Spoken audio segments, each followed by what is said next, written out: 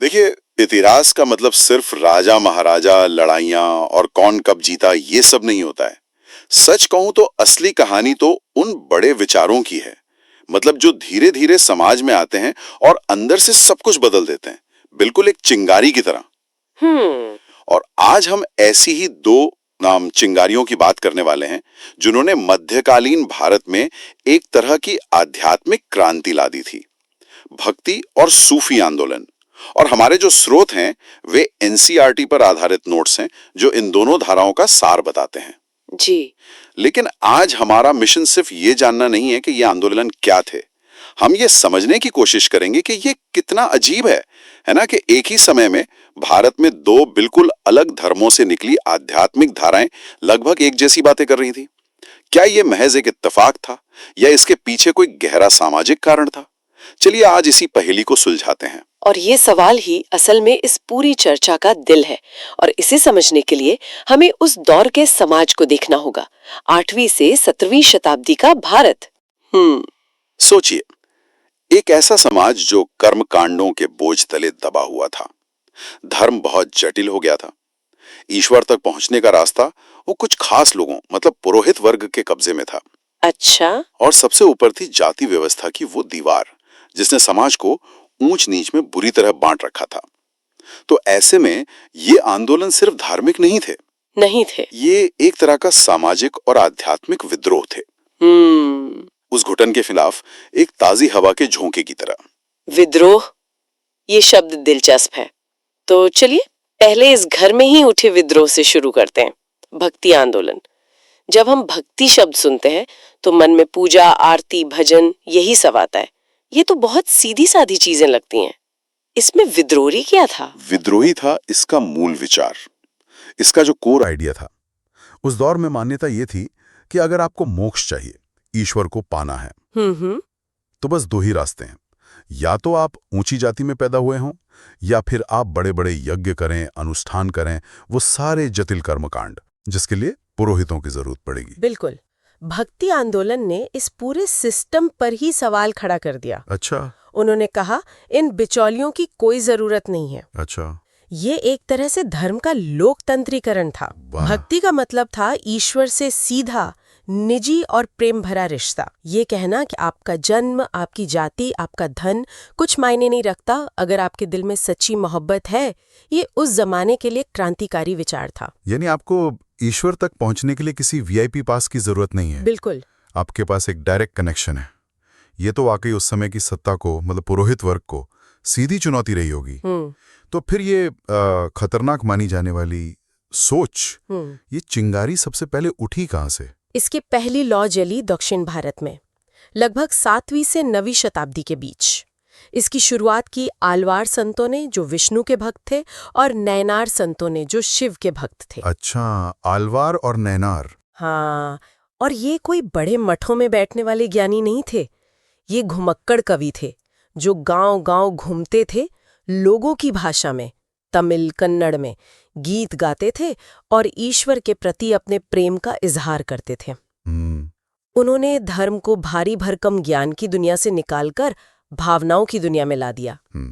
और यही चिंगारी धीरे धीरे सदियों का सफर तय करके 13वीं शताब्दी तक उत्तर भारत पहुंची और वहां ये एक बड़ी आग बन गई। तो जब ये आग उत्तर भारत में फैली तो इसका संदेश क्या था?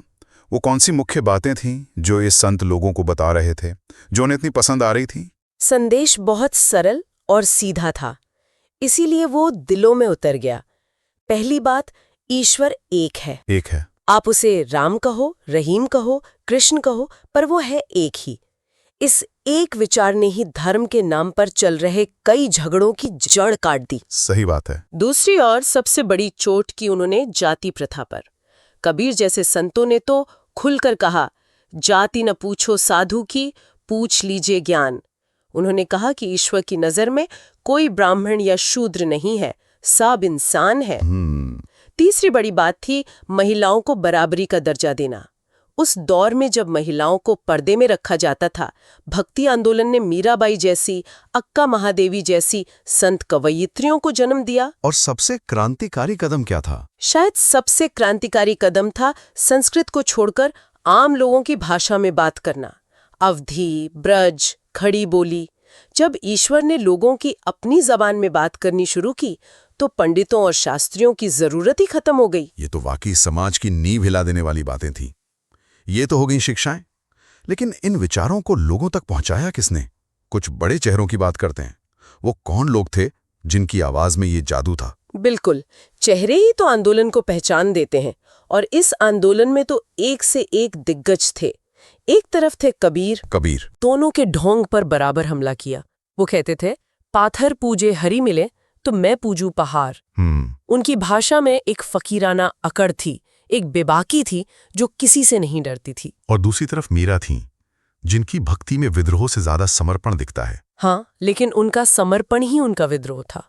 सोचिए, एक राजपूत राजकुमारी, एक विधवा जो समाज के सारे नियम कानून ताक पर रखकर पैरों में घुंघरू बांधकर कहती है, मेरे तो गिरधर गोपाल, दूसरों नो कोई। ये सिर्फ भक्ति नहीं थी। नहीं, ये उस दौर की सामंती और पितृसत्तात्मक व्यवस्था के मुंह पर एक तमाचा था।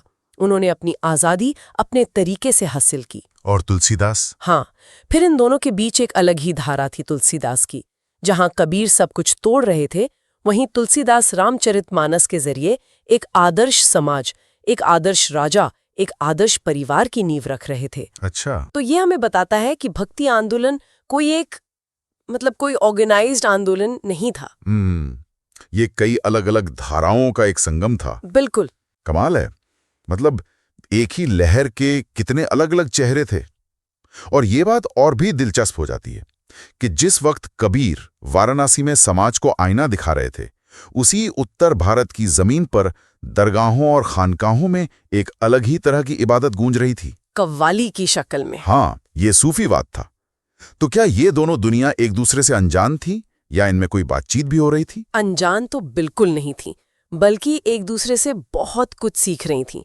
सूफीवाद को अगर हम आसान भाषा में समझें तो ये इस्लाम का दिल है। दिल है? हाँ, जहाँ पारंपरिक इस्लाम में नियमों, कानूनों मतलब शरीयत पर जोर है, वहीं सूफीवाद का केंद्र है इश्क, ईश्वर से प्रेम। ईश्वर से प्रेम।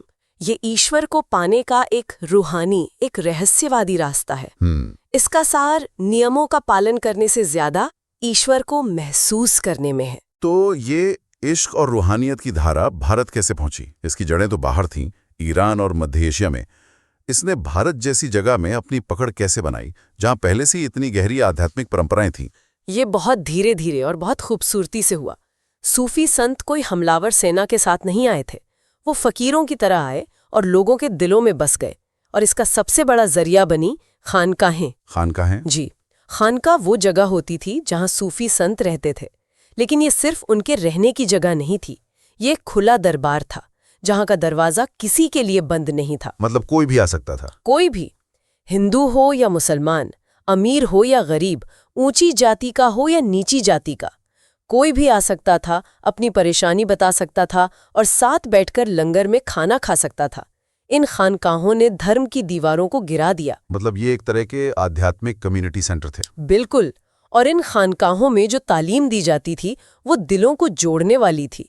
उनकी शिक्षा का सार था वहदत उल वजूद। वहदतुल वजूद। इसका मतलब है कि ईश्वर एक है और उसकी बनाई हर चीज में उसी का नूर है।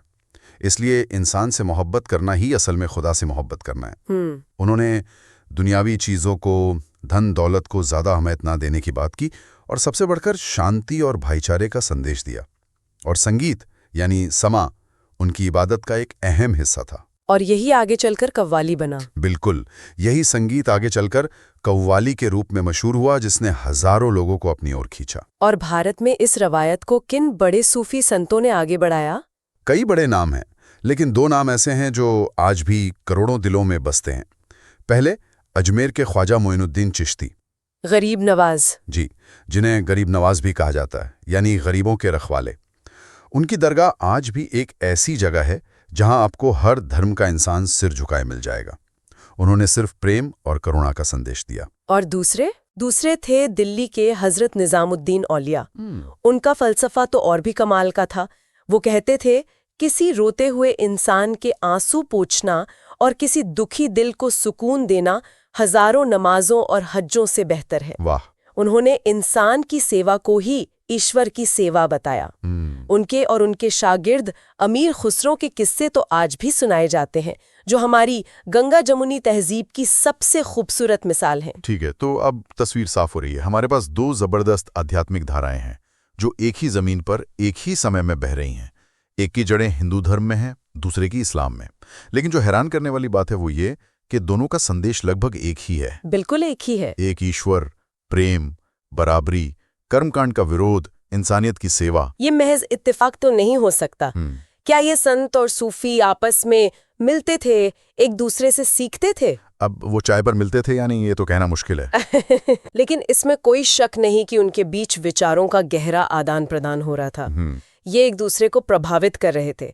ऐसा इसलिए हुआ क्योंकि दोनों एक ही तरह के सामाजिक हालात का जवाब दे रहे थे। बिल्कुल। दोनों उस समाज को देख रहे थे जो धार्मिक कट्टरता और सामाजिक भेदभाव से परेशान था। तो दोनों ने एक ही इलाज सुझाया, प्रेम और समानता का। अच्छा। कबीर के दोहों में आपको सूफी फलसफे की झलक मिलेगी और कई सूफियों ने योग और ध्यान की भारतीय परंपराओं को अपनाया था। ये एक दूसरे से लड़ नहीं रहे थे, ये एक दूसरे के साथ मिलकर समाज को एक बेहतर दिशा दे रहे थे। लेकिन पहचान तो अलग अलग थी। वो कौन सी बातें थी जो इन्हें एक दूसरे से अलग करती थी? हाँ, ये भी समझना जरूरी है। अंतर भी थे। सबसे बड़ा अंतर तो उनकी जड़ों का ही था।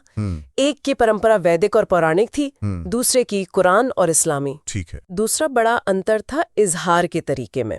सोचिए, एक तरफ मंदिर की घंटियों के साथ हरे रामा हरे कृष्णा का कीर्तन हो रहा है और कुछ मील दूर एक दरगाह में हारमोनियम और तबले के साथ छाप तिलक सब छीनी रे की कव्वाली गूंज रही है। माहौल बिल्कुल अलग है। भावना एक है, ईश्वर के प्रेम में खुद को भुला देना, पर अंदाज, संगीत, माहौल बिल्कुल जुदा है। और तीसरा अंतर उनके केंद्रों का था।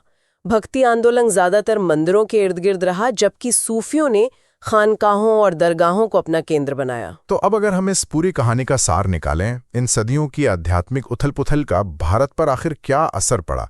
वो कौन सी विरासत हैं जो ये आंदोलन हमारे लिए छोड़ गए? इनकी विरासत बहुत गहरी और स्थायी है। सामाजिक स्तर पर देखें तो इन्होंने जाति व्यवस्था की दीवारों को पूरी तरह गिरा तो नहीं दिया, लेकिन उनमें गहरी दरारें जरूर डाल दी। इन्होंने ऐसे सामाजिक स्थान बनाए जहां आपका धर्म या आपकी जाति कोई मायने नहीं रखती थी। इन्होंने सहिष्णुता और आपसी सम्मान का माहौल बनाया। और सांस्कृतिक असर? इनका सबसे बड़ा और खूबसूरत असर हमारी संस्कृति पर पड़ा। इन्हीं के मेलजोल से उस चीज का जन्म हुआ जिसे हम गंगा जमुनी तहजीब कहते हैं। इसके कुछ ठोस उदाहरण दे सकते हैं? बिल्कुल। हमारा जो हिंदुस्तानी शास्त्रीय संगीत है वो इसी की देन है, जिसमें हिंदू और ईरानी संगीत की धाराएं आकर मिलती हैं। अच्छा। उर्दू जुबान का जन्म इसी मेलजोल का नतीजा है, जिसमें हिंदी की मिठास है और फारसी की नजाकत। अमीर खुसरो जैसे लोग जिन्होंने सितार और कव्वाली को जन्म दिया, वो इसी मिलीजुली संस्कृति की पैदाइश थे। और भाषाई स्तर पर इन संतों और सूफियों ने क्षेत्रीय भाषाओं को जो सम्मान दिया जी, उसकी वजह से हिंदी, पंजाबी, बंगाली, मराठी जैसी भाषाएं साहित्य की भाषा बन पाईं। पहली बार ईश्वर ने आम आदमी की जबान में बात की, और ये छोटी बात नहीं थी। तो कुल मिलाकर हम कह सकते हैं कि ये दो आंदोलन, जो भले ही अलग अलग रास्तों से आए थे, उन्होंने प्रेम, समानता और सीधी आस्था का एक ऐसा साझा संदेश दिया जिसने भारतीय समाज और संस्कृति की आत्मा को हमेशा के लिए बदल दिया। बिल्कुल। और मेरे ख्याल से इनकी सबसे बड़ी देन ये सिखाना था कि धर्म का असली मकसद इंसानों को जोड़ना है, तोड़ना नहीं। उन्होंने सिखाया कि ईश्वर तक पहुंचने के रास्ते भले ही अनगिनत हों, लेकिन मंजिल एक ही है। और वो मंजिल है प्रेम और इंसानियत। जी, प्रेम और इंसानियत। और ये हमें आज एक बहुत जरूरी सवाल पर लाकर खड़ा करता है। इन संतों और सूफियों ने सदियों पहले कहा था कि असली इबादत और भक्ति कर्मकांडों में नहीं, बल्कि इंसानों को जोड़ने में है। आज जब हम धर्म और पहचान के नाम पर इतनी नई दीवारें खड़ी होते देखते हैं, तो ये सोचने वाली बात है कि क्या हम उनकी आवाज सुनना भूल गए हैं?